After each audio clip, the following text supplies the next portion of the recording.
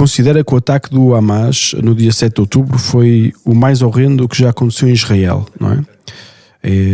Em termos de... classifica como um ataque terrorista, correto? Yes, it's terrorist attack, and Hamas is a terror organization. Also, according to the definition of Portugal, Hamas is a terrorist organization. Exato. Eu fiquei muito admirado, ou seja, depois de ver um ataque daqueles, não é? E eu fiquei mesmo muito admirado com a velocidade com que um montão de gente se virou contra Israel.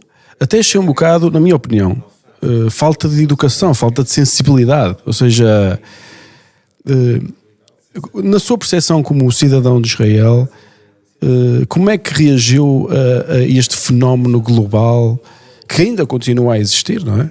De pessoas a reclamarem e há uma guerra, não é? Uma guerra à morte.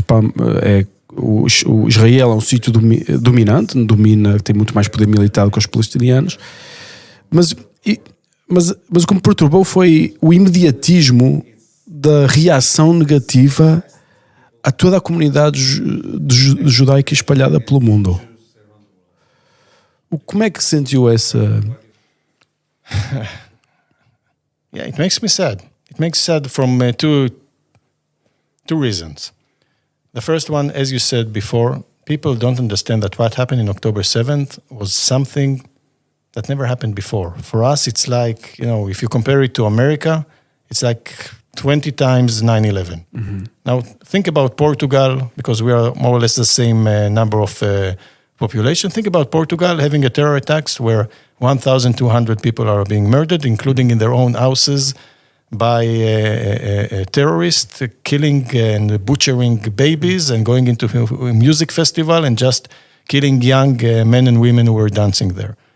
As a Portuguese person, you would find it unacceptable and you would do whatever you can in order to bring back security to your own people because it happened inside your land. Also here, it happened inside Israel. It didn't happen in some, military base or in some place. It happened inside Israel. They came into our houses and people felt for the first time we are not feeling protected in our own houses. I cannot protect my children. I cannot protect my children that are going to a music festival to dance. They didn't provoke, it wasn't provocation. It was inside Israel going to a dance festival and dancing. And those animals, the terrorists, came in order to kill innocent people.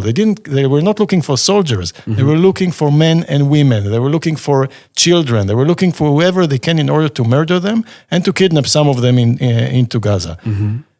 So for us, it was something we tried. How do you explain to the world that what happened here right now, it's something that never happened to us before, and it touched us in the most sensitive places in our body. And we need to do whatever we can to bring back this security to ourselves before anything else. So that was the first thing. And the second thing that the Israeli fears that the world don't understand is, don't you understand that you are next? That we are not fighting here against the Palestinian people. I have many, many Palestinian friends, and I think that Israelis and Palestinians should live together side by side. It is my interest that Israelis and Palestinians will live together side by side. It's for the future of my country, the future of my children. Of course, I don't want war, and the Palestinians will not disappear. They will stay there. But here, the war is not against the Palestinian people. It's against a terror organization, exactly like Al-Qaeda and exactly like ISIS. And so we need to do whatever we can in order to make sure that people will understand that this war, it's not against Israel. It's against the democratic values. It's against the free world.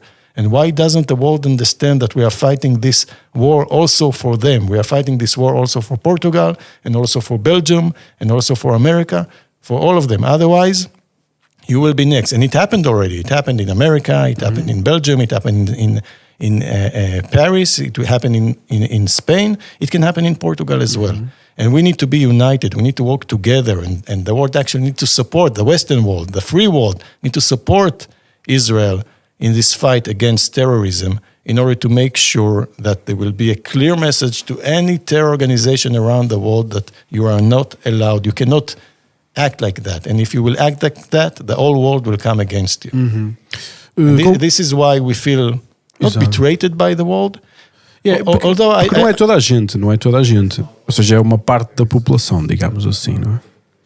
Há uma parte da população que defende definitivamente o direito de Israel a defender-se, não é? Of course, and I would say more than that. The support we receive from the world until now is quite good. Also from Portugal, we receive support, not only from the streets, from the people, but also officially.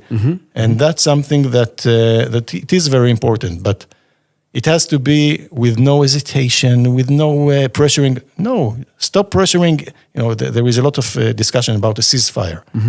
How can we have a ceasefire now when I have 134 hostages are still being held in Gaza Strip? How can I have a ceasefire when almost 120,000 Israelis didn't go back to their houses because they don't feel safe? You want a ceasefire? Don't pressure Israel for a ceasefire. Pressure the Hamas for a ceasefire, because once they will say, take the hostages, we stop the attack, we leave the Gaza Strip for the Palestinian people, the war will be over in one day. So that's exactly the situation that we found ourselves, which confronting the world, which we feel very uncomfortable about it. And sometimes we feel alone. And that's not good, because we shouldn't feel alone, because we are, as I said before, we are fighting this war also for you guys. Ok. A guerra é uma coisa horrível, não é? E vemos pelas fotografias e pelos vídeos, não é? A destruição. Vimos primeiro a desgraça do que foi o ataque terrorista em Israel. Nunca se viu nada daquilo, tenho que admitir. É coisa horrível. Mas também agora vemos a destruição, porque a guerra é realmente uma coisa horrível. E de certeza que quando há guerra existe ódio de ambas as partes e fazem-se coisas más de ambas as partes. É como se estivéssemos num jogo de futebol e os ânimos vão ficando cada vez mais intensos e daqui a bocado já se está a fazer coisas que nem se devia fazer, não é? Qual é a estratégia de Israel para resolver esta questão? Ou seja, eu vejo que primeiro entraram pelo sul, neste caso pelo norte, e estão a limpar o norte, a tentar descobrir todas as coisas, vão evoluindo. Quando é que termina? Quando é que podemos realmente terminar esta guerra? First of all, I agree with you. War is a terrible thing. That's number one. I'll say another thing. I think every person, either Israeli or Palestinian, who is innocent, who is not involved, and is losing his life at this war, it's a tragedy. It's a tragedy, and it shouldn't happen. And Israel needs to do whatever we can to minimize the hurt of Palestinians who are not involved in the war, because we need to go only after the terrorists, and that's what we are doing. Of course, there are others who are there because it's a very populated area that are getting hurt, but we are trying to do whatever we can in order to minimize this situation. What we are trying to achieve here is this war. It has three objectives. The first one is to bring the security back to the people of Israel, and that's by making sure that there won't be any rockets attacks and they will stop, won't be able to have this kind of attacks that they did in October 7. The second is to make sure that Hamas will not be the one which is ruling in the Gaza Strip, because it's a terror organization, and the Palestinians should have a different government in all of the Palestinian areas, but especially in Gaza. It can't be that Hamas, a terror organization, will take over this area again. So we need to make sure that we destroy all of its military capabilities, and then they will be out of the picture, and the Palestinians we should work together with the Palestinian and the international community to have a different kind of regime there that cares about the Palestinian people and wants to live peacefully with the Israelis. And the third objective is to bring back the hostages. And we still have 134 hostages, men, women, children, who are still in the Gaza Strip for more than 170 days. And this is unacceptable. And we, as a country, we are obligated to bring them back. And we have to do whatever we can to bring them back. And until we achieve those three goals, this war will not be over. And I think we can achieve them very soon.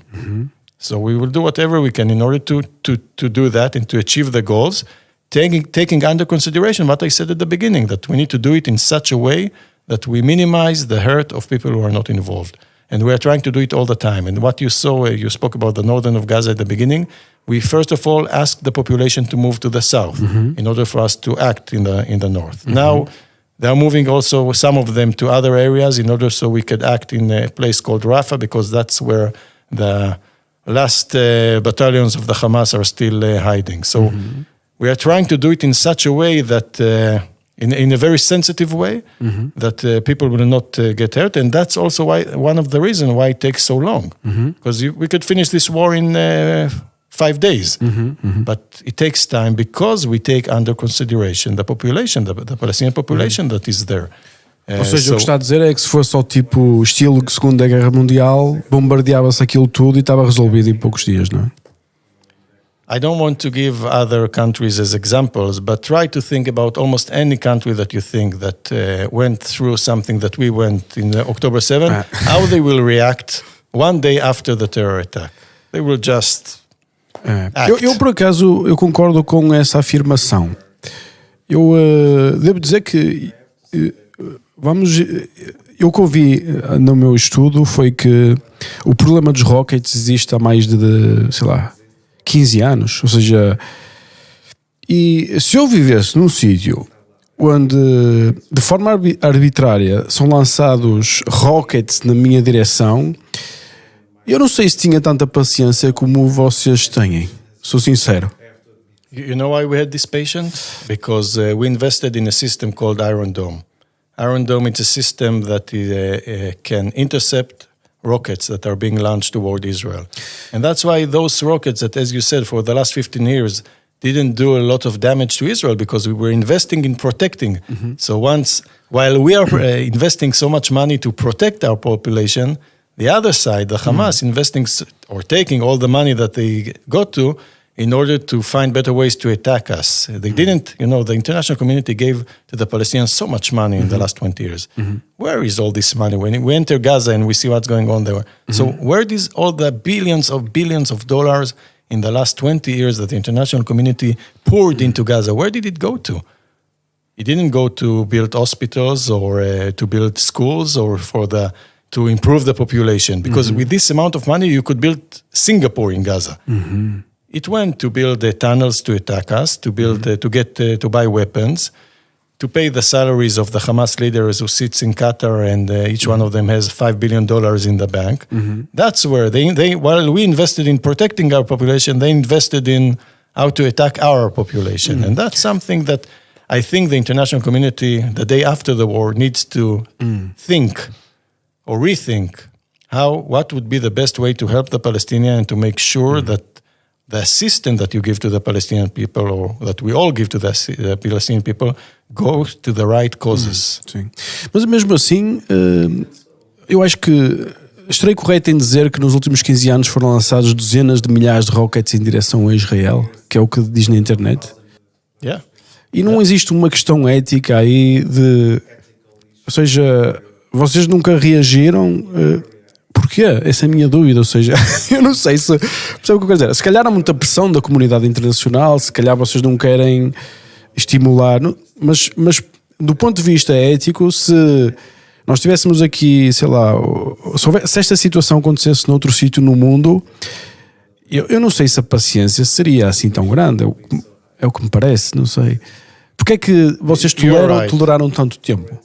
Some of the people in Israel will tell you that you are right, and that was a mistake done by all of Israeli governments in the last 20 years. We should have reacted much sooner, and maybe by that preventing October 7th terror attack. The idea was, there was a belief, or today we can call it maybe a misconception, that they are attacking us from time to time with the rockets, but we can protect ourselves, so it doesn't do a lot of damage.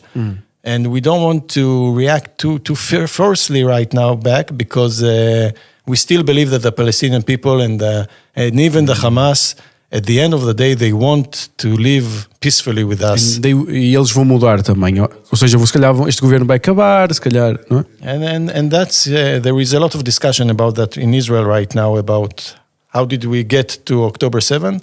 And one of the things that they are talking about is the misconception of all the Israeli government and the military all those years, that we thought that the Hamas is actually different than the real behavior in what they're really saying. They actually meant it. When they said they want to see the destruction of Israel, we all the time said they're just saying it, but we could see after October 7th that they actually meant it. And that's why we need to make sure that they will not be there the day after the war.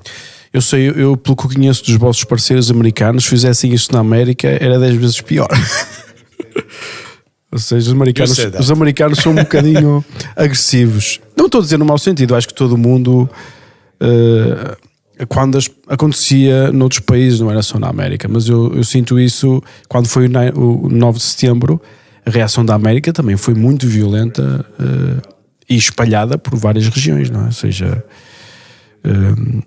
há uma sensação ainda humana de proteção, mas também há sempre uma cena de vingança, não é? No ser humano. O ser humano não é perfeito, não é? E isto também é uma crítica que fazem a Israel, que é que a diferença de poder militar, que isto já não é uma questão de defesa, é uma questão de vingança, é uma questão, muita gente até diz o genocídio de um Estado israelita que está a fazer um genocídio ali em Gaza. Como é que se defende destas críticas? That's a problem that we have with many of the young people around the world that get their information through social media, and it's very easy to provocate them and to give them fake news, because to say things like Israel is doing genocide, it's a joke. Mm-hmm. Because when you look at the Palestinian population in Gaza Strip, since the 60s until today, it grew up from about 500,000 people to almost 3 million. Mm-hmm. So if it's a genocide, that's the worst genocide that ever happened around the world, that the population actually increase rather than decrease. So to call it a genocide, it's just to be it's a provocation, it's fake news. Mas, por exemplo, o que está a acontecer agora por causa da guerra? It's like the issue of I see in some of the demonstration, even in Portugal, they're using the phrases from the river to the sea.